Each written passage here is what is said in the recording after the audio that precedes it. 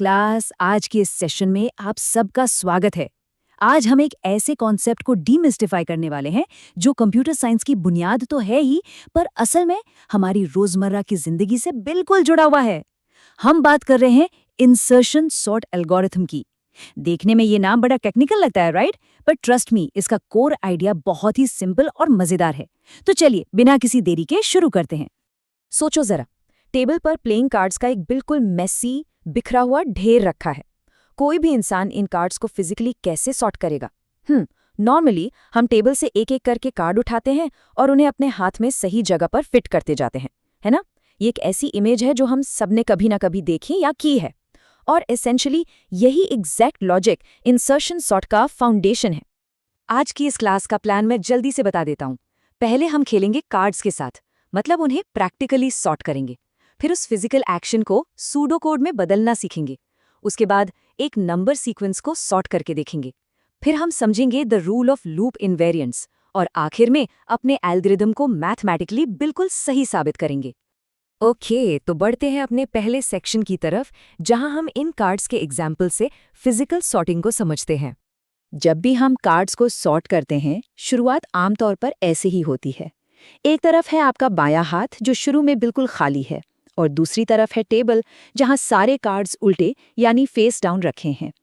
अब हम क्या करते हैं, एक एक करके टेबल से कार्ड उठाते हैं और लेफ्ट हैंड में उसकी सही जगह पर इंसर्ट करते हैं। जो भी नया कार्ड हाथ में आता है उसको पहले से मौजूद कार्ड्स के साथ राइट से लेफ्ट की तरफ कंपेयर किया जाता है। अब यहाँ पर ध्यान देने वाली बात पता है क्या है? सबसे क्रूशल नियम ये है कि बाएं हाथ में रखे कार्ड्स हर एक पॉइंट ऑफ टाइम पर परफेक्टली सॉर्टेड होते हैं। जैसे जैसे टेबल से नए कार्ड्स हाथ में आते हैं, वो सीक्वेंस कभी भी गड़बड़ नहीं होता। नया कार्ड एग्जैक्टली वहीं दबे पांव फिट होगा जहां उसे होना चाहिए। और क्लास, ध्यान रखना, प्रैक्टिकली यही एक नियम इस पूरे एल्गोरिदम की जान है। चलिए अब इस फिजिकल एक्शन को कंप्यूटर की भाषा में ट्रांसलेट करते हैं अपने नेक्स्ट स्टेप में। यहाँ हम स्यूडो कोड का इस्तेमाल करेंगे। अब ये वर्ड सुनकर घबराना बिल्कुल मत, ये बस नॉर्मल इंग्लिश और कंप्यूटर कोड के बीच का एक रास्ता है। इसका काम स्ट्रिक्ट कोडिंग रूल्स थोपना नहीं है, बल्कि एल्गोरिदम के मेन लॉजिक को ईजिली समझाना है। इसे आप कंप्यूटर के लिए एक सिंपल रेसिपी की तरह मान सकते हैं, जिसमें अननेसेसरी टेक्निकलिटीज हटा दी गई हैं। तो इस स्यूडो कोड रेसिपी में 3 मेन रिपीटेटिव स्टेप्स होते हैं, जिसे हम आउटर लूप भी कहते हैं। स्टेप 1, टेबल से एक करंट कार्ड उठाओ। स्टेप 2, उस करंट कार्ड को लेफ्ट हैंड में ऑलरेडी मौजूद कार्ड्स के साथ कंपेयर करो। ध्यान रहे, राइट से लेफ्ट की तरफ जाते हुए। और स्टेप 3, जहां पर भी वैल्यू सही फिट बैठे उसे वहां इंसर्ट कर दो। ये लूप तब तक चलता रहेगा जब तक टेबल पूरी तरह खाली ना हो जाए। बढ़िया। अब इस थ्योरी को टेस्ट करने के लिए चॉकबोर्ड पर एक असली नंबर सीक्वेंस को सॉर्ट करके देखते हैं। बोर्ड पर देखिए, हमारा शुरुआती अरे कुछ ऐसा दिखता है। इसमें 6 जम्बर्ड नंबर्स हैं, 5, 2, 4, 6, 1 और 3। प्रोग्रामर्स इन नंबर्स को कीज कहते हैं। हम इस सीक्वेंस को अपने वही पाइल ऑफ कार्ड्स की तरह ट्रीट करेंगे और इंसर्शन लॉजिक लगाकर इसको प्रॉपर असेंडिंग ऑर्डर में जमाएंगे। Let's trace it out step by step. Start में पहला नंबर यानी 5 सीधे हमारे लेफ्ट हैंड में चला जाता है। अकेले है तो सॉर्टेड ही है ना? स्टेप 1 में हम नेक्स्ट नंबर 2 को उठाते हैं, 5 से कंपेयर करते हैं, और क्योंकि 2 छोटा है वो 5 के ठीक पीछे स्लाइड हो जाता है। अब हाथ में है 2 और 5। फिर स्टेप 2 में नंबर 4 की बारी आती है। ये 5 से छोटा है पर 2 से बड़ा, तो ये एग्जैक्टली इन दोनों के बीच में फिट हो जाता है। देख रहे हैं ना आप सब, लेफ्ट हैंड बड़ा हो रहा है लेकिन सीक्वेंस हमेशा परफेक्टली सॉर्टेड है। अब हम इस लेसन के एक नए फेज में एंटर कर रहे हैं, जहां हम समझेंगे लूप इनवेरिएंस के बारे में, यानी ये कैसे होता है से लेकर ये हमेशा क्यों काम करता है। एल्गोरिदम को एक्चुअली मैथमेटिकल तरीके से प्रूव करने के लिए एक कॉन्सेप्ट होता है जिसे लूप इनवेरिएंट कहते हैं। आसान शब्दों में कहूं तो ये एक रूल ऑफ ट्रूथ है, एक ऐसी सच्चाई जो लूप के हर एक चक्कर या इटरेशन के स्टार्ट होने पर हमेशा कांस्टेंट और बिल्कुल ट्रू रहती है। It's very much like mathematical induction, एक पक्का नियम जो पूरे सिस्टम में अपनी जगह से नहीं हिलता। इंसर्शन सॉर्ट के केस में वो लूप इनवेरिएंट रूल क्या कहता है? वो कहता है कि सब अरे ए 1 से लेकर j-1 तक, इसमें ओरिजिन एलिमेंट्स होते हैं लेकिन कंप्लीटली सॉर्टेड ऑर्डर में। थोड़ा कॉम्प्लिकेटेड लगा क्या? असल में क्लास ये और कुछ नहीं बल्कि हमारा वही पुराना रूल है कि लेफ्ट हैंड में रखे हुए कार्ड्स हमेशा सॉर्टेड होते हैं। यहाँ जे सिर्फ उस करंट कार्ड को दर्शाता है जो हम टेबल से उठा रहे हैं और उससे पहले वाले सारे एलिमेंट्स एक परफेक्ट सीक्वेंस में लग चुके हैं। और अब आते हैं अपने फाइनल चेक पर, जहां हम ये मैथमेटिकली प्रूव करेंगे कि ये एल्गोरिदम एब्सोल्युटली करेक्ट है। किसी भी लूप इन्वेरिएंट को सच साबित करने की एक अल्टीमेट चेकलिस्ट होती है, जिसमें 3 इंपॉर्टेंट प्रॉपर्टीज हैं: इनिशियलाइजेशन, मेंटेनेंस और टर्मिनेशन।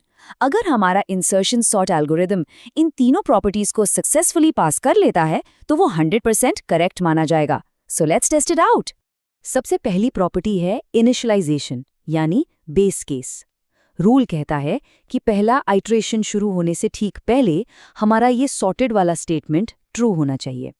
अब जरा इमेजिन करो, जब एरे स्टार्ट होता है तब आपके लेफ्ट हैंड में सिर्फ एक ही कार्ड होता है, पहली पोजीशन वाला एलिमेंट। अब जब हाथ में एक ही नंबर है तो लॉजिकली वो आउट ऑफ ऑर्डर तो हो ही नहीं सकता। ये नेचुरली ट्रिवियली ट्रू है, यानी इनिशियलाइजेशन टेस्ट हमने आराम से पास कर लिया। दूसरी टेस्ट है मेंटेनेंस, यानी इंडक्टिव स्टेप। मतलब अगर रूल एक राउंड में ट्रू है तो अगले में भी ट्रू ही रहना चाहिए। जब हम नया कार्ड ऐड करते हैं तो हम बड़े एलिमेंट्स को एक एक करके राइट की तरफ शिफ्ट करते हैं ताकि नए मेंबर के लिए परफेक्ट जगह बन सके। जैसे ही वो करंट एलिमेंट अपनी उस खाली जगह पर ड्रॉप होता है, अरे का पूरा लेफ्ट पोर्शन इमीडिएटली वापस से सॉर्टेड कंडीशन में आ जाता है। तो हाँ, प्रोसेस फेल नहीं हो रहा, बल्कि हर कदम पर इफेक्टिवली मेंटेन हो रहा है। और आखिरी प्रॉपर्टी है टर्मिनेशन, यानी जब लूप फाइनली रुक जाता है तब क्या होता है। इंडक्शन में तो प्रोसेस लाइफ लॉन्ग चल सकता है, पर कंप्यूटर प्रोग्राम में लूप को कभी ना कभी रुकना पड़ेगा। हमारा ये आउटर लूप फॉर्मली ठीक उस पॉइंट पर आके खत्म होता है जब टेबल पर इंसर्ट करने के लिए एक भी कार्ड ना बचा हो। अगर इसे प्रॉपरली मैथ की भाषा में बोलूं तो टर्मिनेशन तब होता है जब इंडेक्स जे की वैल्यू बढ़कर n+1 हो जाती है। यहाँ n का मतलब है टोटली कितने कार्ड्स थे। जैसे ही इंडेक्स n को क्रॉस करता है, उसका सीधा सा अर्थ ये है कि ओरिजिनल पाइल का आखिरी कार्ड भी उठाकर लेफ्ट हैंड में लगाया जा चुका है। अब वो सबरे ओरिजिनल अरे को पूरी तरह कवर कर चुका है। सो पॉइंट ये है, इस पूरे लॉजिक का रिजल्ट क्या निकला। जरा गौर कीजिए, अगर आपका लेफ्ट हैंड हमेशा कंप्लीटली सॉर्टेड रहता है और अब वो लेफ्ट हैंड इतना बढ़ चुका है कि उसमें ओरिजिनल एरे के सारे एलिमेंट्स आ चुके हैं, तो ये क्या प्रूफ करता है? ये क्लियरली प्रूफ करता है कि हमारा पूरा का पूरा एरे अब फ्लॉलेसली सॉर्ट हो चुका है। यही छोटी सी मैथमेटिकल ट्रिक इस बात को डेफिनेटिवली साबित करती है कि इंसर्शन सॉर्ट ठीक से काम करता है। इस सेशन को खत्म करने से पहले एक बहुत जरूरी थॉट एक्सपेरिमेंट आप सबके लिए। ये एल्गोरिदम मुट्ठी भर कार्ड्स या छोटे डेटा एरेज के लिए तो कमाल का है, फास्ट और इजी। पर सोचिए, क्या होगा जब कार्ड्स की गिनती बढ़कर 1 मिलियन हो जाए? हर एक नए कार्ड के लिए राइट से लेफ्ट तक बार बार इतने सारे एलिमेंट्स को खिसकाना पड़ेगा। वो कंप्यूटर के लिए कितना ज्यादा एक्सट्रीम वर्कलोड बन जाएगा। डेटा स्केल की इस लिमिटेशन पर डेफिनेटली सोचिए क्लास, क्योंकि यही चैलेंज आगे आने वाले एडवांस्ड एल्गोरिदम्स का रास्ता खोलने वाला है। कीप लर्निंग और अपनी इस क्यूरियोसिटी को जिंदा रखिए।